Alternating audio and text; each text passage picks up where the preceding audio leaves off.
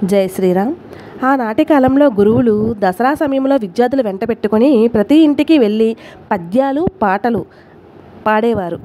మాతృభాష పట్ల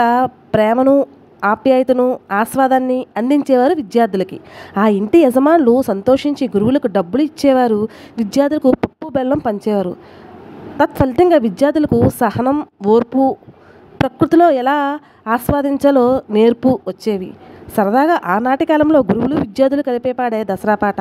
రాజా ధీరాజయో రాజమాతాండ వినవయ్య మామనవి వివరంబుగాను గనులను వినిమమ్ము గణతరంబుగను బడి బాలకులు మేము బడలంగలేము ఊరూరదిరిగంగా ఓపికలు లేవు మీ ధర్మ మునుగోరి మేము వచ్చితిమి మీతోటి సాటెవరు భూతలంబునను కోటి సూర్యుల సాటి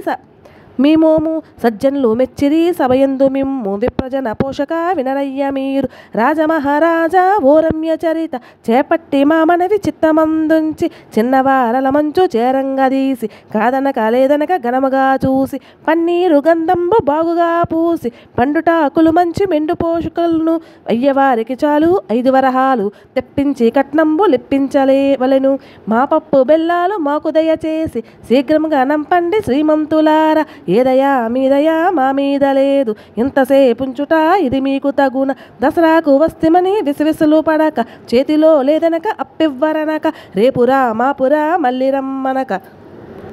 ఇప్పుడు లేదనక ఇవ్వలేమనక ఇరుగు పరుగుల వారు ఇస్తారు సుమ్మి గొప్పగా చూడండి తప్పకను మీరు పావలా బేడైతే పట్టేది లేదు ₹1 ఇస్తే అంటేది లేదు ముప్పవలా ఇస్తే ముట్టేది లేదు ₹1 ఇస్తే పుచ్చుకుంటాము జయ విజీవవ దిగ్విజయీభవ